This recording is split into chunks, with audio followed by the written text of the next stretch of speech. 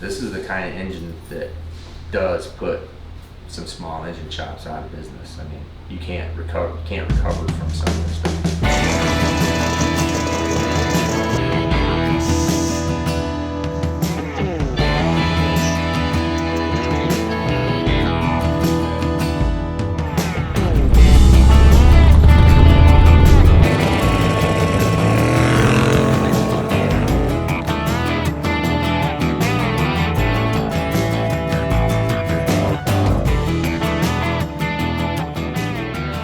I called Steve Morris a little bit ago. I didn't expect him to answer the phone. I don't know why. I figured it would have been one of his assistants. So he answered. He was like, "Hello." You're like, I'm looking for the parts guy, not the main guy. I guess he's both. So I called him, and he answered, and I was like, "Oh, hey." I didn't know if he knew who I was or not. He did, and I was looking for an intake for the Camaro because Henson's got the engine just about done up there, and the last thing he needs is an intake to port match it to the heads. Mike sent me a couple things. You know, there's 3 companies that make these intakes for EFI big block application. Most of them come out of Australia. This guy named Sean makes them. I think Sean sells them to a few companies here in the United States. And then I got a hold of Steve because Australia is 3 a.m. right there right now. So I didn't want to bother that guy. So I called Steve, and he had one in stock. He said he'd make me a good deal if we go up there and check out the shop. So we're gonna go. Where's the place at? Michigan. Oh. So unfortunately, we got to go back to Michigan. Yeah. But this is under cooler circumstances this time.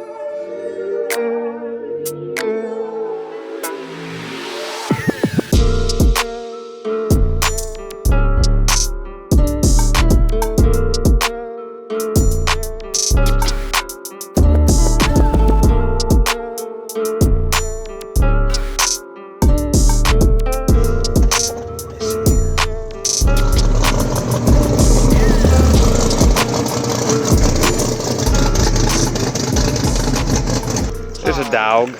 Hi. There's a sweet dog. Hi. What you doing, buddy? Huh? How's it going? Good to see you. Good to see you. Good to finally actually meet you. That's Dewey. Nice to meet you. What's up? Kyle. What's up? Where you headed to now? Norwalk. They just have a 6 shootout deal, so we're just gonna be with Tom Bailey, Aiden Bailey, his son. So it'll be me and Kyle against Bailey and his boy. And then they got I think Rick Trunkett's going to be there. yeah, Bob Hess, Trunket. Have a little wagon shootout. I know. Yeah, there'll be 4 wagons there. Yeah. So you got the car all fixed? Yeah, all fixed. Fresh. Yeah, fresh, ready. Great. I'll give you the grand tour here. Last time I saw you was at Sick Week, but I didn't want to Yeah. pester you because you were having a rough week. And the swaggin' wagons are everywhere Yeah, the around here. wagons are everywhere. So what's with you and the wagons? How did that happen? I don't know. That was my first one right Really? there. And I've had that one for going on 25 years now. And I don't know. I just like them. I just think they look cool. You know? They look good when they're like that. They look good when they're like that. they look good when they're even gold member over here. Gold member? Yeah.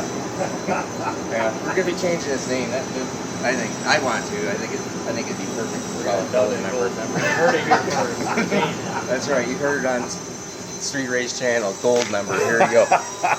Yeah, we can start out on the machinery side. Oh, so boy. this is where I normally keep my car, so that's why it's empty. We got the 5-axis machine right now. So normally this is doing cylinder heads. So these are SMX heads. So these are these start out as a rectangle piece of billet, flat out square billet. And so this looks like it's on, I think these are on step 4 or something. The water jacket haven't been all put into it. But, so You know what they say, big shiny's boys- fast. Yeah, there's good shiny stuff around here. So there's SML heads, that's a SMX block right there on the floor. These start out as 800-pound blocks of material. Goes in the machine, and after the first setup, which it's let's see, it goes just like this, and then we set it flat on plate, and then it does both ends. Then we flip it upside down or on bell housing, cut it, and I think there's 600 some odd pounds of chips that come out of the first setup. So then we send them out. That's roughed, so we send them out for heat treat. Then they come back, and then they start going through this whole process where it finishes the ends. It goes up on its tail housing again, does a whole bunch of stuff up there. Then this one now looks like it's ready to do camshaft tunnel and main tunnel and main caps. How many SMXs are out there in the world? Not enough. You want one? I was just wondering how rare they are. Good answer. Good answer, Steve. So what's the run time for that first stage where you chip away 600 pounds of material? Actually, we got that one down. How many hours? Probably in the 10 hours? I 10 figured hours. it'd be days. I mean, it's flying through chips. It's crazy. But currently we're about 65-ish hours from square block to in that machine. Jeez. Thereabouts. So I mean, it's not the most efficient thing in the world yet. Wow. But Who I wrote can't- the programming for that? Who does that? Brock programs everything. Yeah. So I had all the I did all the original design. Oh gosh, 5 years ago. And so it's been that big a deal. That's pretty legit right there. Dark did the I've never had billet anything. About to get a billet intake. That'll be my first piece of billet. Oh yeah. You're gonna get kicked out of some classes. It's actually 798 pounds is what the actual material weighs, and they end up weighing 126. It's all chipped. So that one is completely done in this machine, but it doesn't have. So this one have cam tunnel, main tunnel. Bores are all roughed in. Obviously, no lifter bores or any final machine work, and so we do that in the 5-axis machine because even though this is a nice rigid machine, the block is still standing on its bell housing. When we put it in that machine locates everything off a camshaft, crankshaft, center line. Period. Period. There's no deviation. There's nothing to it. So that's why we do the last critical dimension stuff in that machine for the bores and lifter bores and cylinder bores and head bolt bores, stuff like that. Yeah. Billy, try and pick it up. That's light. You can pick that up. I don't want to drop it. I know. I wouldn't trust myself either. So that goes over this machine for the final process. Brock's got lifter bores roughed in right now, and we'll do a final on the bore sizes for sleeves. All the cylinder head bolt holes, these are just roughed in. And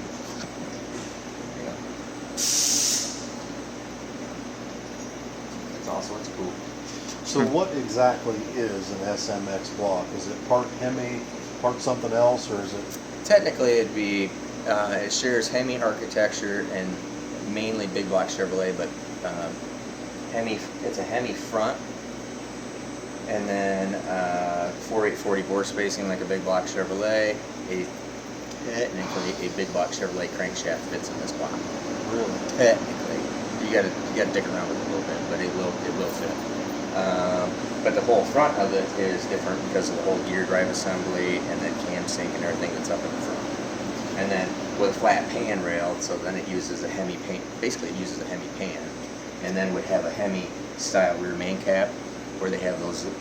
I don't use them. I fill these with silicone, but you would put the little end seals on the end cap, push them in there, and it's pretty weak and suck. So we just fill it with silicone. That's pretty incredible. And then all the cylinder heads, and then have all these SML blocks and SML cylinder heads over on the other side. Oh, Oh yeah. what is this? That one's a regular small block Chevrolet. I know, that's the good stuff. That's a little M, yeah. Yeah. Then I have we have a world product one over there that we're working on too. That's the one that they changed the head bolt pattern on it, so it's a small block Chevrolet LS head. It's only half as bad. It's only half. At least it'll have a good oil pump put where it belongs. Is a seriously bad mother trucker.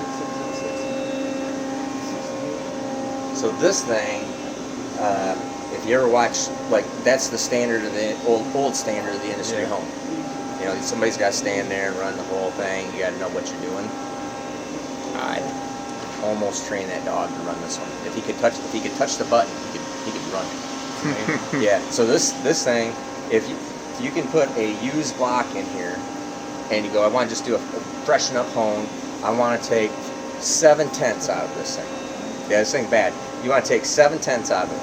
You hit 7/10, stand back. 7/10 7/10 of a thousand.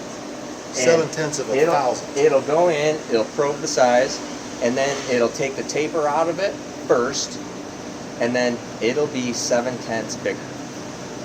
Period. It is the most amazing thing ever. I have, Cody runs it most of the time now, Kyle can run it, I run it, but I have lights out, cylinder home. Set the machine up and walk out the door and come back in the morning. And it's Wow. perfect. Dang. Perfect. It is perfect. Bob says he's buying one.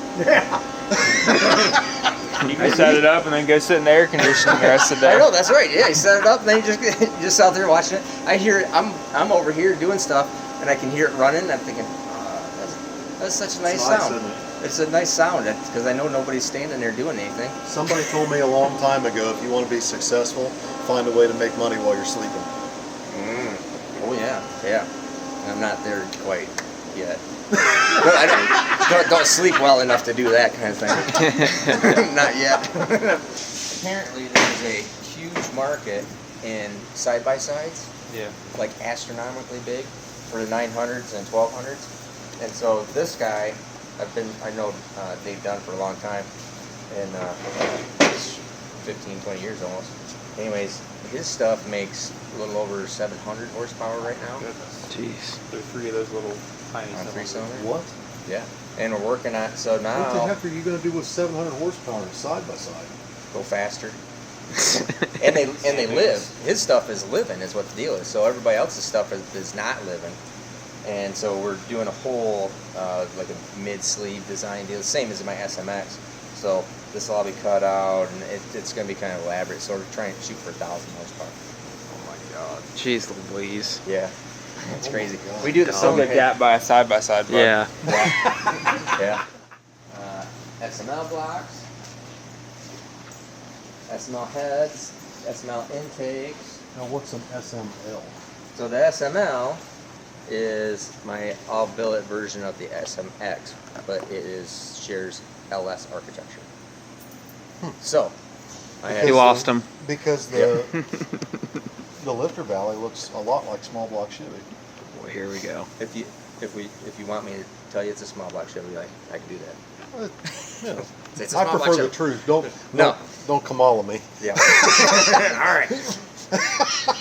So you see, now we can't monetize your video. Yeah, they're screwed. No, so it's an LS. But what I did on this, so it takes all LS parts. So it takes a Cleveland main in this block, but standard camshaft, roller 55 millimeter journal, 904 lifter. But what my whole deal is this is the head bolt pattern, including this one. So it has 6 bolts per cylinder, 6 half-inch bolts per cylinder at a damn. different pattern than an LS. Yeah. So it's all symmetrical. Yeah, we pattern. got 6-bolt stuff, but ours doesn't have half-inch bolts on every single one. Yeah, and see, so the stock gasket, these bolt holes are spread out about half-inch wider. So I move these in, add, and so I've just made the whole pattern symmetrical around there. These will make horse pressure. Yes. Yeah, I mean, they're just a good platform. So, and what I did the same thing as the SMX. Instead of cross bolting, they're splayed. Really? Splayed is better. So this bolt goes down into the bulkhead. So same thing there. Then the cylinder head, clamping force, everything. It's just because there's not I really don't care. I'll go on record saying that there is no LS out there with the LS head bolt pattern that doesn't have head gasket problems. Period. Where'd he go? Oh, there you are, Tommy. Yeah. At some point in time, they will. You keep leaning on them, they're going to have a head gasket problem. They just do. There's not enough head bolt. Yeah. And this totally fixes that problem. And You might actually get me to consider something like this oh yeah, there you go. at some point in the future. He gets slaughtered. Yeah. all those all billet LSs are probably in the $65,000 to $70,000 range, $70,000 range. This is for the equivalent. This is all billet, everything, intake to oil pan 90. Yeah, but I mean, look what you're getting. You get a lot. I mean, it's those billet intakes. I mean, that's billet crank, billet intake. I mean, our own Manton steel rocker arm design. It is, and it's drag and drive. So I mean, that's a 3,000 plus horsepower LS drag and drive. Yeah. Anywhere you want. Yeah, I mean, it's probably worth. You know, if you're trying to do that, I mean, that's it's what you're doing. You're right. I mean. Yep. Get into the Coyote stuff at all? Nope. Nope, I have not messed around. Really don't plan on messing around with Coyote stuff. Look, Billy, that's what you need right there So for the see C10. inside plate? See it right there? And Yeah. you can also see, so this is the Oh, head okay. You're buying that? Yeah, that's going on the Camaro. There it is. It's beautiful. I was wondering what in the hell is he coming up here for cast aluminum intake for? We get them in. I had no idea he was Not doing that many that. people make intakes for EFI big blocks, honestly. Like, No, not really. And that is, in my humble opinion, the nicest one. yeah. It not only does it work right, that is the exact same manifold that's on Cletus's car on Mullet. Okay, they work great. There's one over there on that engine, and I have them on that engine right there, several of them. All set up for drag and drive. So use the short LS injector on the bottom. Yeah. Now I'll talk to you about this cam sync deal because it's kind of a pain in the butt, but it's easy. And then your two race injectors up here, drag and drive injectors down there. Run it in 3 injector setup and just have it transfer and just drive up there on pump gas, start to burn out. It'll transition into methanol. I figure Pass through everything on methanol. if drive we it ever back on decide to gas. do that, you know, we can unplug the bottom and, you know, put it on something that, if we ever get serious with drag and drive, right now we're just in the having fun phase. We're just trying Well, it out. that would still be the serious. I mean, that's exactly the way Yeah. Cleese does it. Exactly the way Kevin at KSR does it. We're gonna do it on my wife's Camaro exactly that way too. I'm gonna set this in the truck. Run! You better pay for it first. Dog gonna get you. We're getting ready to put together a Gen 3 Hemi for my girlfriend's Dart. Eventually, Uh-huh. probably put together this winter. Yeah, So we're dabbling in that. Yeah, No nice. idea what we're doing, but we'll figure it out. they're actually a nice platform in this 1500 horsepower range and below. Yeah. Oh yeah. He's Well, great. it seems like the last 4 years they've really come around. Like a lot of aftermarket, and you know, it's kind of come out for them. So it's kind of Yep. exciting. Yeah, they're getting better. I like them. That platform we'll mess around with, and I'd like to do more in them, do some bigger horsepower stuff. And just, You say 1500. Is there like what's the threshold that like you can't go past 1500? Like I think that's with like stock block stuff and Yeah. stock block, stock cylinder head. So, and I'm not the best versed person in the Gen 3 Hemi market yet, but Kyle might know a little bit more about it than I do. not that we'd There's- ever need anything more than 1500 probably, but you know, Yeah. figured I'd Well, I mean, I'm ask. thinking, like 2000, 2500 is what I'm always thinking Well, I about. mean, Right. the VGE block, which the VGE block is what that one is. Mhm. That's the one that we did for the guy in New Zealand. We made 1600 on that. Oh, one, wow. So, on the Yeah. engine. Yeah, that's just easy. That was so easy. Those engines make good power. Hydraulic roller, it's nothing. Just a nothing deal. What do the stock head. cranks usually hold? I know like pistons and rods is the main thing, but like I don't know, because everybody puts a crankshaft in them. As oh far as really? I know. Oh okay. Yeah. But Yeah, they all do rotating assemblies. All do Yeah. rotating assembly, yeah. If they're making any power. Yeah. So then this. They What call it Todd Biles. even- I think he's. See what he needs. Is that like top so this- fuel engine? This is the big black Hemi. 903 cubic inches. I 903 just watched the cubic video. inches of nightmare of just killing Just watched the video. me. Did you? You have so many nightmares. I don't know how you sleep. That's why I'm not making money while I'm sleeping. You're never asleep. Never asleep. So Look here at is. this. I mean, just the fourth camshaft is not here yet. Oh my lord. So these ones, this one's just flat out wrong. The second one is just flat out wrong, and that's back at Bullet. The third one is at least right, but it's still wrong. is still too small, apparently. Well, this isn't exactly an everyday combination. No, because it goes in that over-glorified jet ski. Oh my God. Goes in that jet boat that's right over there. It all makes sense now. The boat people, man. The boat people are the craziest people, I swear. You know, so this thing needs to make 2,500 horsepower on 93 octane and be in a jet boat. Oh, Okay, 93 octane. 93 octane. Yes. Bruh.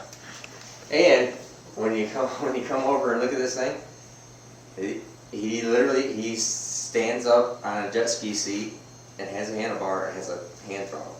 Not kidding. Who is this guy? Camille Kazmicki. Yeah, I call him Camille Got- Jankowski. And this Different this, tax bracket. Yeah. This is yeah. So it's Do you use like a crane to put the cylinder heads on, or? yeah, I know. Isn't that something that it is? It's insane. It's physically the biggest. You need like a helicopter to lift the engine in here. Yeah. Like, insane. This is the kind of engine that does put some small engine shops out of business. I mean, you can't recover from some of this stuff. It's that's a $3,000 cam. We got 4 of them, plus all the time in doing it. And that's half what's gone on with this engine. It's a pretty amazing opportunity though for you. I mean, to be able to do the stuff like this, and Yeah, you know, I'm learning from it. Figuring to apply more stuff to other things. well, you're learning things that nobody else will ever learn Yeah, from doing things like this. yeah, yeah. Pretty amazing. Oh, did you see? That is a That's a billy club. that's a Oh my that's a gosh. mother freaking push rod I right was looking there. at that. I was like, man. That is Was it like half inch? no Is it bigger? 9/16. Oh, I'm sorry. That's 5/8. Those are 5/8. Yeah. What kind of spring pressure is there on it? That was another thing. It's because I did before we had really figured out the camshaft or what was going. Or on camshaft number 3, I'm thinking, okay, the camshaft just can't be that small that it won't rev up. So maybe we were in a valve spring problem. Maybe there's something going on. So then we changed valve springs. So now the thing's got 450 pounds on the seat and like 1,200 open. Yeah, and it still won't. That's have to almost be- what my it big would have block to is. be. Well, you'd think so, but I had 350 on it. So I had 350 and 1,000 over the nose. You should ask him what his opinion is on that. Oh, my big block. It was like 850 lift. Was it something around there? 825. It was 825. It had 850 pounds on it. Seat was 425. That's a lot on the seat. The open's not real bad. Right, that was my opinion, but that's the way they came to when we took it apart, It was one of those militia cams. Oh, yeah. and he wouldn't leave it alone. I thought the same thing. There was plenty on the seat, Sounds great, man. God, that but it's got not fun. I was trying to think what it was from Coilbine. 120, 125, 150. How close do you like to run yours close to coil bind? How close? They should be, ideally, they should be 50. Must be your dream. Well, I do 100. I do 80 to 100. There's. I guess I try to leave myself a little cushion. Yeah, no. I- Well, yeah, but when they get, I have some stuff. Just sometimes it is what it is. You can't get away with anything, or Right, you're so big. Sometimes you got 150 thousandths. It is what it is. But in the ideal world, if you Yeah. can get it to 50, because at 50, what they're actually trying to do is they're actually making the spring hit itself, and so it doesn't oscillate too much. So by hitting at 50, We've it's been like having conversations about that. yeah. The closer you get it to coil bind, the less likely Wasn't it is. really a The traditional? more it controls the spring. Wasn't it traditional old school way and a new school way as far as the springs design in regard of getting them closer to coil bind versus a long time ago? Is that true or not? Well, I don't know. I mean, I had a guy that was equipment or salesman, and he was like, kind of the old school way is not as close to coil bind as the latest technology has come out in the springs, you know. Yeah. And I didn't know whether your opinion was that It might, same. I don't know. It might be just because the camshaft profiles are getting so much more elaborate. Right. I think it's probably some stuff we're having to do to keep springs alive. Right. So that's the big black Hemi. This is the big shiny Hemi. That's just a whole bunch of show and not a lot of go. It just makes 1,000 horsepower. Just 1,000. Yeah. Just wanted 1,000 horsepower, pump 93 octane, just easy. It's 11 pounds of boost. It's not like a 1071. Nope, it's 871. Certainly got the show. It's got the show. Goes in what is it? Cuda? 73 Cuda? 71 CUDA. 71 Pro Cuda. Street build. That's cool. Just a big Pro Street deal. So what do you think, William? I think this is a amazing shop, and it's probably the nicest one I've ever been in. Yeah. I mean, he's literally making his own blocks and heads, and there's not too many engine shops that are doing that, so he's really got something special here. It is nice though that like the SMX stuff, it shares all the same components. So like if you break something, Tom Bailey's got it, or if Garrett breaks something, he's got it. It's like, that is nice. Because sometimes you get into like some of the big block or LS stuff, there's lots of little intricacies. Some blocks are different than others, some valve train stuff's different than others. That is one nice thing about it. Well, what do you guys think? Pretty interesting. Pretty interesting. Those things there is what makes it happen. Mm-hmm. Really appreciate him letting us come up and take a tour. This is incredible. We learned some good information today too, didn't we, Bob? Look at him pondering. Gears are turning in Uncle Bob's head. Wow, that's nice. Extra large. Here, I'll give you wagon shirts first. So that's one for everybody. That's a lot better table than what we got. But it'd be made out of LS's. Oh! Dead LS's. I like the Nike shirt, that's cool. Oh yeah, you want a nope shirt? Nope. We need a shirt like that with Chevy. Bro, you put that intake in the truck and now we got nowhere to sit. Yeah, you're gonna have to ride on the bed, but I'm sorry. If you ever notice, I actually take and have taken a little bit of cues from both of these guys on how they do their videos, because they do good videos. Thank And We try. And your editing, yes, your editing is nice too. Thank you. Yes, it is. So I see notes, and so I did the whole voiceover stuff is all because I watched your channel, and so. But anyways, go channels, like, subscribe, Streetcar Race Channel, The Old Man Old Man Garage Street Channel, Racing Channel. the Thank Street you. Race Channel, yes. And then if you guys are on theirs, Steve Morris Engines, like, subscribe. Appreciate everybody. All Have a the- great day. What do you say when you sign out? What do I say usually? See you in the next one. We're pretty basic. Pretty basic. Sometimes I'll just end it with bloopers. Like, Yeah. it'll just cut right to the blooper reel. You're laughing all the time. Yeah, end it with a laugh. We're out. Thanks, man. Am I riding in the bed? Have I been? I think I've been replaced. No, I think we need to definitely figure something out.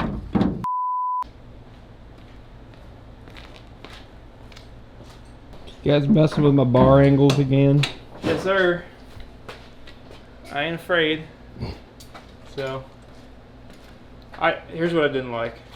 So, we've got this upper bar extended out to reach this longer hole, and we have a lot of threads showing. And you can see the bar is a little loose right here. That tells me there's probably not enough threads in that bar. I don't want it to pull the threads out of it, so.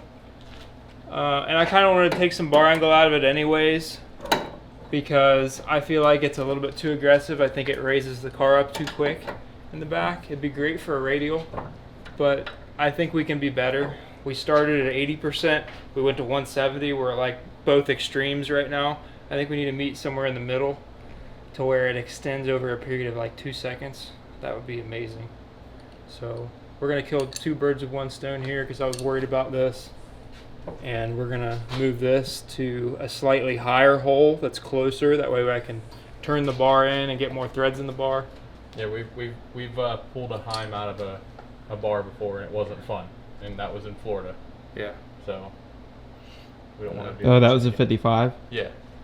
Yeah, that was a ladder bar, but it was actually the diagonal link that keeps the rear end square. There was only a couple threads in it, and you know that's just the way I bought the car, so didn't know. Did you guys put it in the calculator to see what it's gonna be? It don't matter. Like we got to do that. we're gonna do it, and we're gonna see what it is, and we may even move the lower, but we're gonna start with the upper. Okay.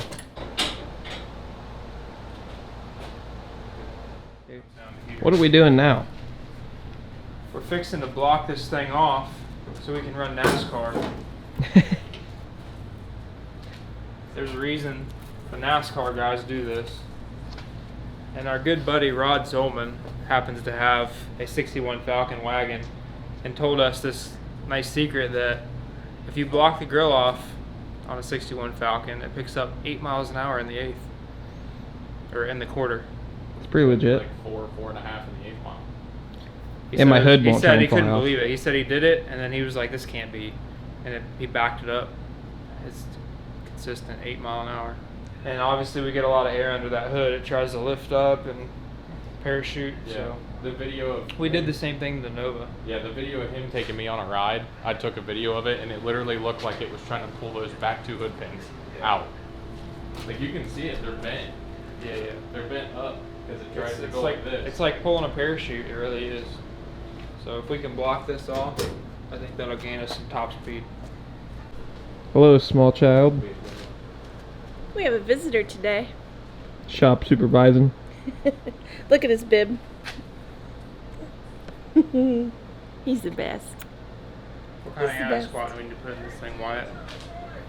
Anti-squat? Yeah. Do you know anything about that? Do you know? He put up 5. How much boost do we need to run?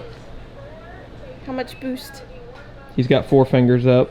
Oh. All 40, 50. All of it? All of it.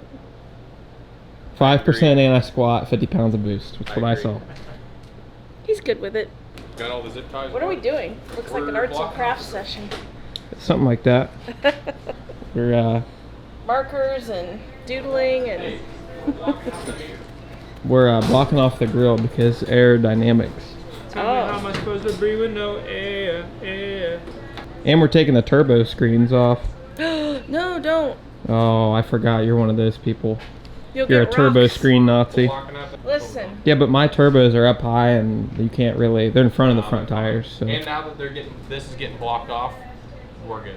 It doesn't need. Yeah, until what was it that really cost Billy? It was the wiring out of a headlight that ruined a turbo. She remembers. So, We need to make seeing sure your the wiring is turbos all right tight there together. behind the headlight, I'm gonna worry. It's my job. We'll zip tie up the wiring real good. Tell him risky. If it eats wires, Grandma was right.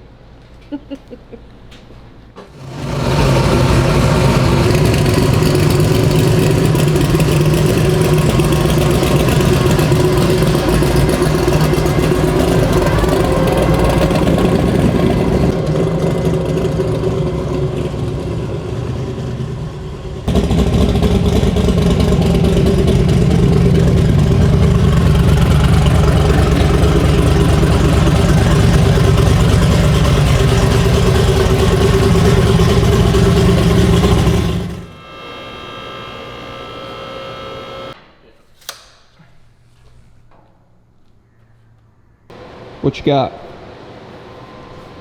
We're at 160%, 36-inch length, 10-inch height. And if we were to go up one hole on the bottom, it would be at 130%, which is really where I'd like to be for front side. So I think we need to raise this one hole and try it. And that's gonna give you the longest amount of bite and the better percentage for front side and street, because if you get 160 to 180%, it's just going to separate so fast that it's going to be done by about half second. The suspension's going to be done moving. And that's kind of what I saw on Gale when you made your first hit. Like, your car should probably take what you had in it, but it extended so fast, it kind of, the whole car lifted up, you know, and that's not really what I'm looking for. So we're still trying things. It doesn't hurt to try things. If it doesn't work, we can go back. But I think we need to be near 130% for a front side. What do you think, Tommy? No, I'll make it. Leaving the tune-up alone from, if you watched last video, same tune-up that we had in that last pass, was Billy's tune that went down. Mostly leaving everything. What we've done is got new fresh CO7s on, and we changed bar angles. We went from 180% anti-squat to 130. So my goal is to have the cars still separate, but more controlled and for a longer period of time. Last pass, we had 0.4 seconds was full 1.5 inch separation. We really want to see about 2 inches before it fully separates, or two seconds before it fully separates. And I think it'll have a longer instant center now, more leverage down track. This will be much better for a front side, but we are testing it on the street because that's all we got. So we just want to make sure it'll still go down the street with these angles, and we want to see what the shock data does. This is similar. This is a similar setup to when we were at the pad and raced Frank. That was like when the car was in its prime, I'd say. So, you know, it's similar, but we were at 130% then by having a bar angle up top that was less aggressive and our bottom was more aggressive. Now we're different. Our top is more aggressive and our lower is less aggressive. So it's like 2.5 degrees on the bottom now and 12 degrees up top. Whereas before we were like 9 degrees up top and like 5 degrees on the bottom. We'll see what it does. We're leaving the tune-up balloon and the shock settings are the same. That way we can kind of see, you know, just the changes we made, see what it does on the dialogue. So try not to make too many changes at once.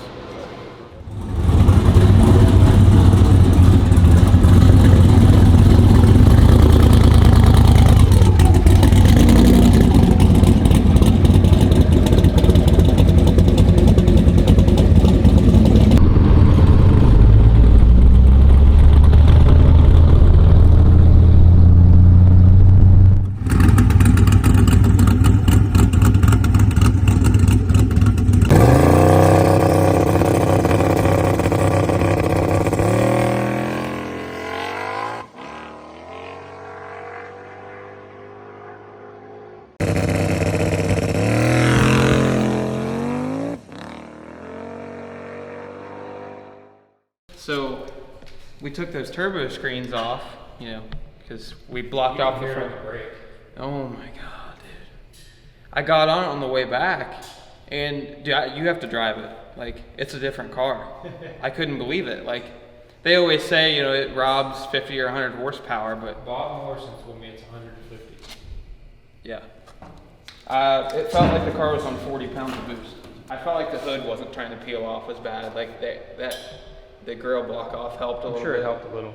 But dude. So from what I saw, it needed less tire pressure because after that burnout, I bet there was 16, 15. And I think it needed looser shock settings front and rear because now that we've slowed it down, it can loosen up. Yeah, I agree. But I think those bar angles are going to work great on the front side. And I think it would have went down. I felt like the front was too tight for sure. Obviously, I don't know what the rear was doing, but I can remember being the front hardly moved. Like it was too tight, especially since we lowered the front. But dude, for how tight it was, I'm surprised it made it out as far as it did. Because I remember during the pass, I was thinking like, man, it was hooked up for a while, but it still hadn't come up yet, you know. So yeah, I'd like to see that shock data for sure. He's ready. He loves steering wheels. Loves to chew on them too. This thing needs vacuumed out so bad. I posted a picture of him. I said, when you realize taking the turbo screens off adds 150 horse. What have we learned? Well, we learned some valuable information tonight. Valuable evidence. We learned that, so we didn't change the tune-up between your last two passes whatsoever. So it made the same boost, same RPM, everything was the same, except it knocked the tire off a little bit down track, about 200 feet out. And so it sounded better in the burnout, it sounded better on the brake. It sounded like it was making a hell of a lot more power, and that's what you felt too. So we looked to verify, and it made, so closed loop will add a certain amount of fuel based on how much, how good the engine's running. And so it was taking away 10 to 12% before we took the turbo screens off. That was at 7,300 RPM, 28.5 pounds of boost. It was taking away 12% to meet target air fuel. Now, with the turbo guards off, it was adding 1% to 2% fuel. Yep. So, spot on. Yeah, so it was really close. But it's a 12% difference. We calculated it up, 12% difference in fuel. It was 2,100 pounds per hour of fuel to 2,500 pounds per hour in fuel. That is a difference of about 150 horsepower just by taking the turbo screens off. And you said it was scary when you drove it back. You got on it from a roll and it immediately just lit the 30, tires. I mean, it made 30 pounds on the way back. I got in it, and it was like a real substantial, crisp 30. Felt like you're on 40. Yeah, and I've never been on 40. I've never felt the car do what it did. Like, it was pretty wicked. So, and I think us blocking off the grill a little bit, what we made is not like final, obviously. It was a rough draft. We'll probably make something a little better and something that covers more area, but we did block off the grill a little bit, and I think it helped. So I think we've learned a lot in the last few days just testing and trying new things. Our shock settings are a little bit tight now that we made some of these changes. We lowered the ride height in the front a little bit. And I think we've got a really, really good shot at going a lot faster here soon. The car is definitely going to be faster overall.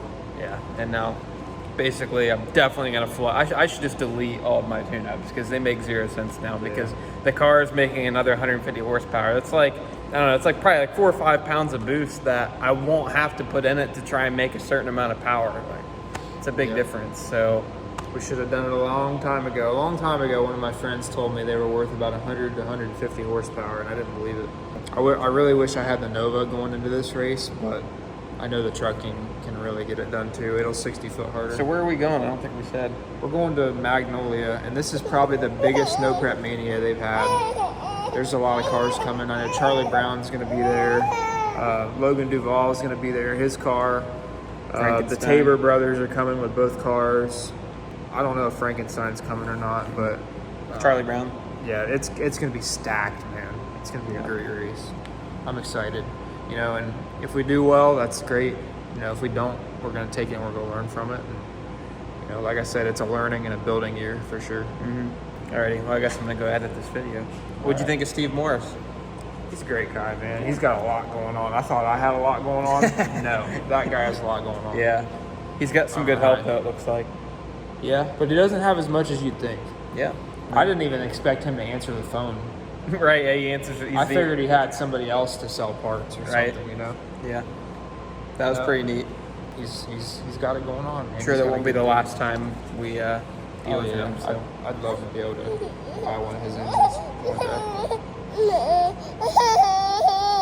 All right. He's getting tired. Say bye. Say bye. See you guys next video. Be at Mags.